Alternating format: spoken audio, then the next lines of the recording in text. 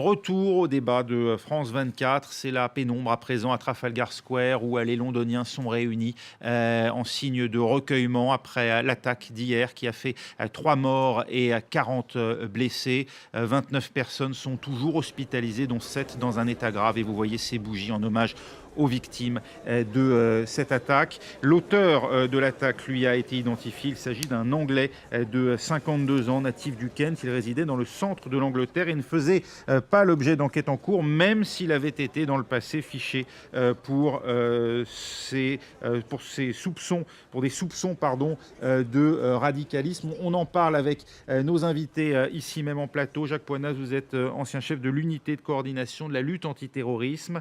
Roger Marion, ancien chef de la division nationale antiterroriste, toujours en France. Jérôme Pigné, chercheur associé à l'Institut Thomas More. Vous êtes spécialiste des politiques de sécurité au sein de l'Union européenne. Et enfin, Elia Minsoum, vous êtes sociologue, enseignant à la Sorbonne Nouvelle et spécialiste du fondamentalisme religieux. Dans la première partie de ce débat, on s'est interrogé sur la personnalité de ces individus, aussi bien à Londres qu'à Anvers. On attend toujours de savoir qui était exactement la personne qui, à bord d'un véhicule, s'est engagée à vive allure dans une rue piétonne aujourd'hui du centre de la ville en transportant des armes dans son coffre. On ne sait toujours pas s'il s'agit d'un individu radicalisé ou bien simplement d'un chauffard qui agissait sous l'effet de l'alcool. On ne connaît pas non plus encore sa nationalité exacte. S'agit-il d'un Français ou d'un Tunisien? Toujours est-il qu'il semblait visiblement résider en France, mais là encore nous attendons confirmation. Intéressons-nous à présent peut-être davantage aux moyens mis en œuvre par les différentes polices d'Europe pour tenter de contrer ce type d'attaque. Au lendemain de l'attentat commis donc hier à Londres, les autorités britanniques ont décidé de maintenir le niveau d'alerte à ce qu'il était jusqu'à présent à Londres, le même depuis 2014, niveau 4 sur une échelle de 5. Est-ce que cela veut dire, Jérôme Pigné, qu'on ne pouvait finalement pas faire grand-chose face à l'attaque d'hier et que face à ces signaux faibles, eh bien, ça ne sert à rien de renforcer le niveau de vigilance et de protection déjà existant? Bon, la menace zéro, comme vous le savez, elle n'existe pas. Donc on est dans un processus, encore une fois, continu de renforcement des capacités, que ce soit au niveau policier, au niveau en matière de coopération de renseignement, en interne, entre les renseignements sur le plan national et au niveau européen et même au niveau international. Mais la menace ne sera jamais réduite à zéro. Et donc, malgré les efforts qui sont faits, encore une fois, vous parliez de continuum tout à l'heure, oui, les efforts sont faits en Europe, sur les territoires nationaux, elles sont faits aussi à l'étranger, à travers les politiques de sécurité et de défense et à travers la politique étrangère. Mais il y aura malheureusement toujours le risque d'avoir ce genre d'attentats, d'attaques, qu'elles soient isolées ou qu'elles soient liées à des questions de réseau. Ça pose quand même la question à Roger Marion de la circulation, la libre circulation dans des artères centrales de nos capitales, surtout lorsque elles touchent aussi près les lieux de pouvoir. Est-ce qu'il va falloir à un moment ou à un autre réduire l'accès à ces lieux? Oui, là, en l'espèce, Anvers, il s'est engagé dans une rue piétonne. Donc, effectivement, c'est le propre du terrorisme, c'est d'essayer, Jacques Poinas l'a dit, de faire c'est une violence aveugle et de faire le maximum de victimes, quoi. Même s'il est sous l'emprise de l'alcool ou de substances toxiques, l'acte en lui-même est quand même un acte qui, dans la définition juridique en France, tombe sous le coup de la loi antiterroriste. Et à Londres, la possibilité de s'engager en voiture à proximité du Parlement, d'enfoncer une grille. Alors ce n'est évidemment pas prévu, mais c'est une possibilité qui est donnée à tout individu qui a la possibilité de rouler en voiture ou en camion près d'un bâtiment public, qui plus est un bâtiment dans lequel se trouvent les députés, la représentation nationale britannique et le gouvernement britannique dans son intégralité. Disons que si on compare avec la France, on a quand même pris des mesures. Il suffit d'observer ce qui se passe dans le 8e arrondissement, que ce soit Place Beauvau ou rue du Faubourg Saint-Honoré. Vous voyez bien qu'on a pris quand même des mesures pour éviter cela. Il y a des dispositifs qui sont justement beaucoup utilisés par les anglo-saxons, ce sont les car bloqueurs. La question se pose, peut-être, y avait-il ou n'y avait-il pas, je l'ignore, un car bloqueur à l'entrée du palais. Jacques Poinas, on entend régulièrement parler d'individus qui, à Washington, pénètrent au-delà des grilles de la Maison-Blanche. C'est arrivé à plusieurs reprises. On est quand même dans un des pays où la sécurité, sans doute, est prise le plus au sérieux. Est-ce à dire qu'il n'y a véritablement aucun moyen de parer à ce type d'éventualité ? Non, bien sûr, il y a des dispositifs techniques, notamment, je dirais maintenant, du mobilier urbain adapté à la protection de certaines zones, mais il est impossible de protéger toutes les zones où il y a du public et de les protéger complètement. Et puis, bon, je dirais l'utilisation du véhicule à Londres comme véhicule bélier a été faite dans un endroit relativement anodin, même s'il est proche des lieux protégés. Après, la victime, le policier tué, il a été tué par arme blanche. Donc le véhicule a bien été arrêté, même s'il a foncé dans une grille du Parlement. Mais je veux dire, c'est une attaque à l'arme blanche qui a fait la dernière victime, le policier. Est-ce qu'un jour, en France, on barrera l'accès à l'avenue Matignon, à la rue du Faubourg-Saint-Honoré ? C'est déjà le cas, d'ailleurs, sur la section qui se trouve devant l'Élysée. On a barré, par exemple, depuis quelques années, un certain nombre d'années, la rue Boissy-d'Anglas, parce qu'elle longeait l'ambassade américaine. On a bloqué d'autres endroits. Bon, à un moment, je dirais, l'équilibre entre la gêne occasionnée et l'intérêt, je dirais, de prévention et se pose. Bon, on en revient toujours à la fin à la même question. Quel sacrifice dans notre manière de vivre au quotidien sommes-nous prêts à accepter pour renforcer notre sécurité ? Et dans tout. Et de ce point de vue-là, il y a une différence entre ce que sont prêts à tolérer le degré de tolérance des Anglais et des Français ? Personnellement, je ne crois pas. Je ne crois pas que les Français soient plus indisciplinés que les autres peuples dans ce domaine-là. Ça montre en tout cas à quel point, sans doute, le renseignement a plus que jamais une importance capitale pour anticiper ces événements. Eliamine Soum, aujourd'hui, on a beaucoup parlé de moyens supplémentaires accordés au renseignement. On sait qu'il faut beaucoup de personnes pour surveiller chaque individu, fichier S. Est-ce que pour vous, aujourd'hui, la France fait suffisamment en la matière ? C'est le débat récurrent après chaque attentat. Alors juste pour dire ce qui a été dit, l'objectif c'est pas de sécuriser que les lieux de pouvoir, c'est de sécuriser l'ensemble des populations vivant d'ailleurs ici ou ailleurs. Mais on voit bien l'intérêt des lieux de pouvoir, c'est que ce sont des lieux symboliques. Oui, bien sûr, il faut frapper fort, etc. Et ça donnerait peut-être une connotation plus politique que de tirer ou d'aller tirer sur les gens dans la foule ou comme ça sur n'importe qui. En revanche, effectivement, sur la question de la lutte antiterroriste, il y a un certain nombre de pays qui ont une expérience là-dessus. Ce qui s'est produit sur le développement en fait, du djihad mondialisé, c'est l'Afghanistan, le premier terrain, à l'époque où il fallait cogner l'URSS. Des années 80. Voilà, des années 80. Et il y a un pays qui a expérimenté, c'est l'Algérie, avec le retour des Afghans, environ 3000 hommes qui savaient utiliser des armes, qui étaient entraînés. Donc ça a été redoutable pour l'armée algérienne, qui a dû expérimenter. À des moments, ils ont réussi à contrôler. À l'époque, ils parlaient déjà d'État islamique. Donc c'est la même idéologie, la même matrice idéologique. Donc effectivement, il y a le travail de renseignement sur le terrain. Il faut se poser les questions, pourquoi Daesh est apparu ? Pourquoi on a eu le nazisme après le traité de Versailles ? Pourquoi ?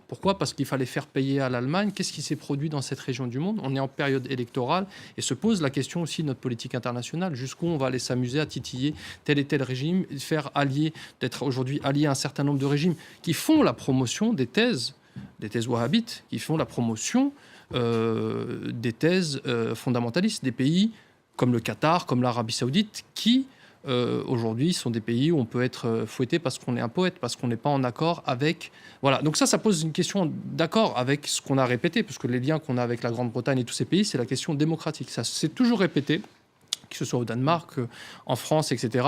Nous sommes des démocraties, donc on ne va pas céder à ça. Donc ça, c'est un point qui est essentiel. Et il y a une question qui se pose au-delà même des moyens qui sont affectés au renseignement. Là, bien évidemment, la question des renseignements, c'est de savoir qu'est-ce qu'on fait des gens qui veulent revenir. Qu'est-ce qu'on doit faire? Parce qu'on l'a vu sur un certain nombre de pays, c'est dangereux. Alors, il y a peut-être des gens qui sont dans l'entre-deux, qui se disent peut-être que je vais me réintéresser. Il y a des gens qui doivent être dans le regret.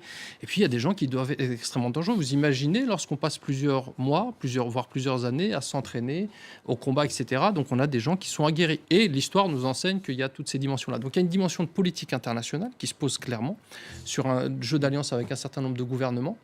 Mais qui aura des effets à long terme. Est-ce qu'il faut que la France aussi se laisse dicter sa politique internationale par Quand vous avez des gens qui sont prêts à prendre un chèque chez les Qataris, ou comme l'ancien Premier ministre Manuel Valls qui dit qui présente une espèce de vision ferme de la laïcité, mais qui dit que l'Arabie Saoudite est notre partenaire stratégique pour vendre quelques armes, pour aller aujourd'hui se battre contre le Yémen, qui est une grande catastrophe humanitaire. Mais rompre avec l'Arabie Saoudite ou le Qatar, je dis d'être en cohérence avec nos valeurs. On ne peut pas dire qu'on est un pays laïque, on défend la liberté d'expression pour des poètes, et de dire qu'on doit se combattre un régime comme celui d'Assad, celui de Kadhafi, et d'aller faire alliance avec des monarchies qui ont fait aujourd'hui la promotion. On sait qu'à travers des réseaux d'ONG, des réseaux de chaînes aujourd'hui comme Vous pensez que la France est visée pour sa politique étrangère et non pas pour le symbole qu'elle représente? Pas que. Il y a, ce que disaient les types du Bataclan, ils disaient, vous, ce que vous nous faites en Syrie, voilà comment on vous le rend. Bon, après, ça peut être une justification, mais il faut écouter ce qu'ils disent, même si c'est des gamins qui sont nés en France. Et donc, bien évidemment que la question du renseignement, elle est cruciale, parce que le travail que font les services de renseignement, c'est d'écouter, et c'est la force de la démocratie. On ne va pas mettre en prison quelqu'un juste pour son opinion. On n'est pas une dictature. Jérôme Pigné. Alors pour abonder dans ce sens-là, c'est vrai que depuis tout à l'heure, on s'est beaucoup focalisé sur la question capacitaire, le renseignement, les aspects judiciaires, les aspects de police, mais en fin de compte, c'est aussi les aspects internationaux. C'est aussi les questions de développement. L'Union européenne se focalise depuis le sommet de la Valette, notamment sur les questions migratoires en Afrique. Et donc, si on se focalise, nous, uniquement sur ces aspects capacitaires, ces aspects sécuritaires et militaires, à mon avis, on va droit dans le mur, parce que aujourd'hui, l'asymétrie qui est proposée par le terrorisme et l'extrémisme violent nécessite qu'on aille au-delà un petit peu des secteurs. Et justement, il faut un peu décloisonner et voir qu'est-ce qu'il y a autour, qu'est-ce qui inspire justement ces présupposés djihadistes. Et c'est évidemment... C'est le message qu'on envoie ?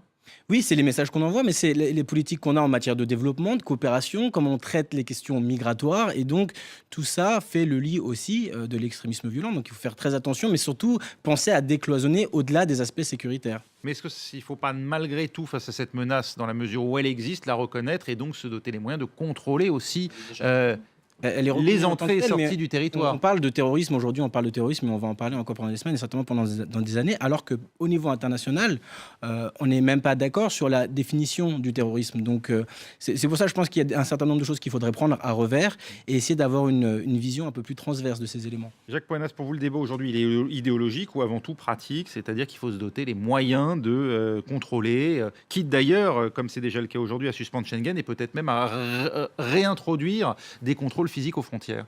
Le débat, il est forcément à la fois, je dirais, immédiat et pratique, la nécessité de se protéger, mais il est également évidemment idéologique, puisque il y a des sources idéologiques du terrorisme. Donc, mais le problème, là aussi, c'est une question de temps.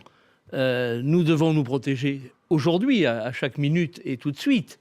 Nous ne pouvons pas espérer un règlement de toutes les questions qui créent, qui sont le terreau du terrorisme, qu'il s'agisse de misère, de problèmes, ou simplement d'ailleurs de l'existence d'une vision de l'islam actuellement djihadiste, qui est quand même une donnée également. Mais nous ne pouvons pas agir dès aujourd'hui et avoir des résultats dès aujourd'hui sur toutes les causes profondes du terrorisme.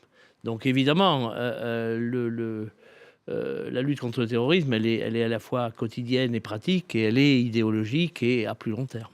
Roger Marion, aujourd'hui, la France, avec l'opération Sentinelle, mobilise des militaires et gendarmes sur l'ensemble de son territoire. Beaucoup le reconnaissent, on peut difficilement faire davantage. Nous sommes en état d'urgence. Certains, d'ailleurs, souhaiteraient qu'après le mois de juillet, on ne retourne pas dans une période d'état d'urgence. Est-ce que, d'après vous, le maintien de l'état d'urgence, compte tenu de ce qui s'est passé là, est nécessaire ? Non, c'est une mesure exceptionnelle. qui a déjà par trop été, à mon sens, prolongé, parce que c'est lié en quelque sorte. Le dispositif législatif antiterroriste, il est déjà dérogatoire au droit commun. Donc, aller chercher l'état d'urgence, qu'il ait été institué comme c'était prévu pour 3 mois initialement, je veux bien, mais le proroger, ça n'a plus aucun intérêt. Ce n'est plus un état d'urgence parce que, pour 2 raisons. Déjà, le dispositif Vigipirate, qui est en vigueur depuis très longtemps. Oui. Et on a modifié les postures et autres. Temporaire au départ. Oui, qui devaient être temporaires. Ça fait plusieurs années qu'il existe, n'est-ce pas? Et combien?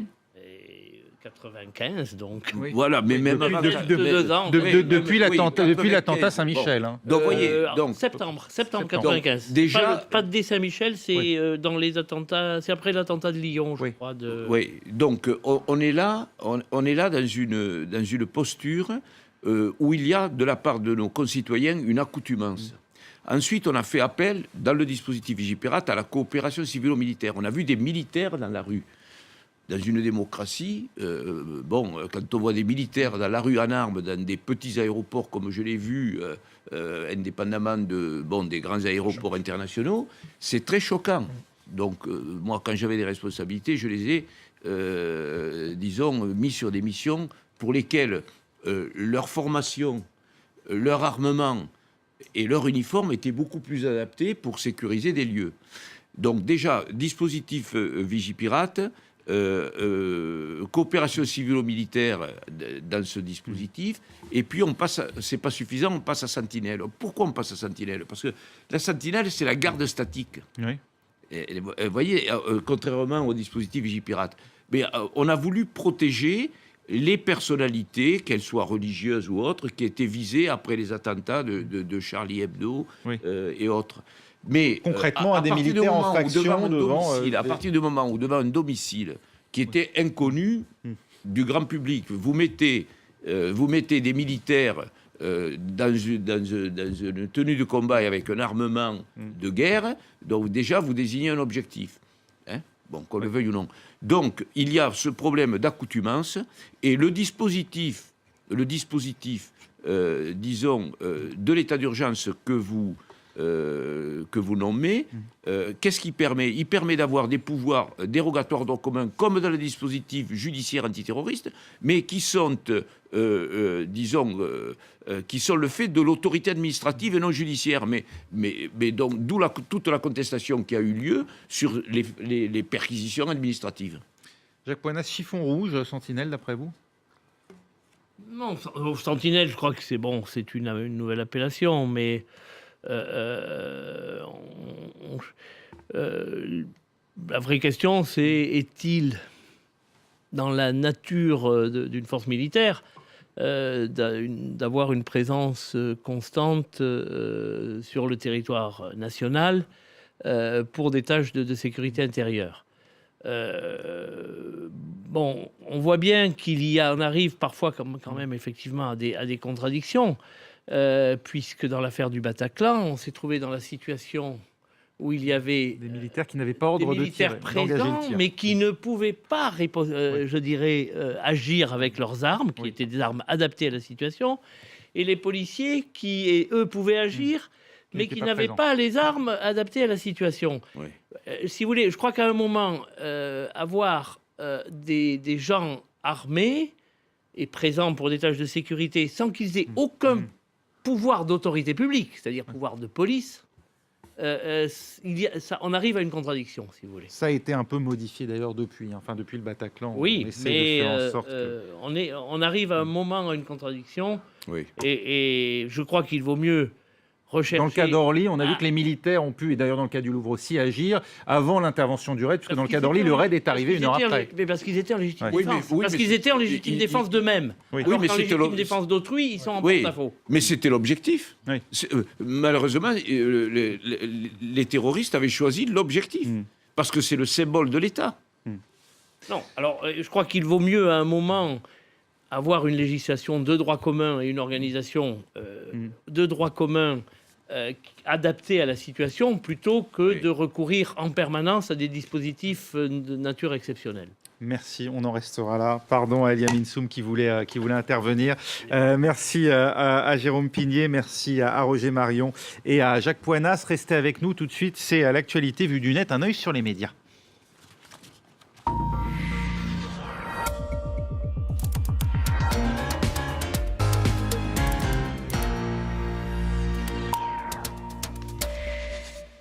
Anthony Saint-Léger est avec nous pour un œil sur les médias. Bonjour Anthony. Bonjour Raphaël. On revient sur cette attaque de Westminster et Londres qui refuse de céder à la peur. Oui, nous ne nous laisserons pas intimider. C'était le mot d'ordre de Theresa Villiers dans cette tribune du Guardian ce matin, cette ancienne secrétaire d'État du gouvernement Cameron. Pour elle, eh bien, ni le meurtre de Joe Cox, cette députée travailliste qui avait été assassinée en juin dernier, ni l'attaque d'hier, eh bien, ne changeront les choses. Le Parlement sert la nation depuis des centaines d'années et il continuera à le faire. Autre mot d'ordre, c'était celui de Theresa May, la première ministre britannique ce matin. Nous n'avons pas peur, nous ne vacillerons jamais face au terrorisme. Et we are not afraid, c'était aussi ce qu'on pouvait lire hier, je vous en parlais dès hier sur les réseaux sociaux avec ce symbole du métro redessiné et qui a d'ailleurs été réutilisé par le journal Métro lui-même. Et justement dans le métro londonien ce matin, eh bien, plusieurs panneaux d'information ont pris une autre tournure. Les traditionnelles citations du jour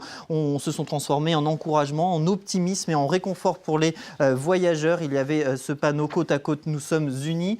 Tower Hill, la station, reconnaissait sur son compte Twitter que c'était difficile d'écrire quelque chose en ce jour, mais a tout de même mis cette citation: la fleur qui s'épanouit dans l'adversité est la plus belle et la plus rare de toutes. On pouvait également trouver cette devise dans une autre station: unis nous restons debout, divisés nous tombons. Autre station, autre message, c'était ici à Oval Station: être le plus fort quand tu te sens le plus faible. Ou encore à Richmond: de mauvaises choses arrivent dans le monde, mais il en émerge toujours des histoires de gens ordinaires faisant des choses extraordinaires. Il y a eu aussi un autre message qui est devenu viral: Londres est Londres et quoi que les terroristes fassent, nous continuerons à boire du thé et à aller de l'avant. Un message qui a été extrêmement relayé, alors à la fois par les internautes mais également par plusieurs députés. C'est le cas du député George Freeman ou même le député Simon Hoare qui l'a même lu devant la Chambre des députés ce matin, sauf que ce message est faux. C'est une invention de toute pièce puisqu'il existe en effet un générateur de messages de service qui permet d'imiter les vrais panneaux d'information du métro londonien. Alors c'est vrai que le message est faux, mais le sentiment, lui, était certainement bien réel et certainement aussi partagé par de très nombreux londoniens. Autre sujet à présent, le président de l'Eurogroupe, Dijsselbloem, qui refuse de démissionner malgré ses propos très controversés. Oui, et ces propos, les voici. Celui qui réclame la solidarité a aussi des devoirs. Alors voilà pour la pub. Mais je ne peux pas dépenser tout l'argent dans le schnapps et les femmes et ensuite demander de l'aide. Dixit donc Jeroen Dijsselbloem qui évoquait dans une interview au quotidien allemand Frankfurter Allgemeine Zeitung lundi dernier que ça concernait les pays d'Europe du Sud fragilisés par la crise. Des déclarations qui ont évidemment fait polémique sur Twitter. C'est une insulte à la moitié de l'humanité, à la moitié des Européens. Une insulte qui devrait même lui coûter son poste pour cet internaute. Honte à l'Eurogroupe. Ils ont été en effet nombreux à demander sa démission. Voici ce que tweetait cet internaute. Alors ça, on voit cette photo de bar dans les rues d'Amsterdam. Ça, c'est l'Europe du Sud pour Dijsselbloem. Eh bien non, c'est Amsterdam, puisque Jeroen Dijsselbloem est de nationalité néerlandaise. Après ça, il doit perdre sa légitimité, estime cet internaute. Pour ce partisan de Nicolas Dupont-Aignan, on est bien loin de l'idéal humaniste européen. Des politiques qui ont réagi, notamment au sein du Parlement. D'abord le président qui dénonce des propos inacceptables et dénonce aussi une faute de la part de Dijsselbloem. Et puis plus question d'appartenir à la famille social-démocrate pour cette eurodéputée socialiste française, soutien de Benoît Hamon. De l'autre côté de l'échiquier politique, à la CSU, cet eurodéputé allemand rappelle que l'Europe, c'est aussi le respect et qu'il n'y a pas de place pour les préjugés. Il y a aussi, bien sûr, les réactions des pays du Sud, directement visées par ces propos. On en appelle aussi à la démission, un commentaire malheureux tant sur la forme que sur le fond pour le ministre espagnol de l'économie. impensable et inacceptable qu'il reste à son poste pour le gouvernement portugais. Il y a eu aussi la réaction de Gianni Pittella, l'eurodéputé socialiste italien, qui estime que ces propos sont discriminatoires, honteux et choquants. Il ne mérite pas de siéger, disait même l'ancien président du Conseil italien Matteo Renzi. Sur Facebook, il dénonce des blagues stupides. Il a perdu une occasion de se taire. Alors face au tollé provoqué, eh bien, le président de l'Eurogroupe a regretté ses propos. C'est une phrase mal comprise qu'il justifie avec son style direct et sa franchise néerlandaise. On se justifie comme on peut. Il assure en tout cas en avoir tiré les leçons. Mais pas question de démissionner pour autant. Son mandat court donc jusqu'au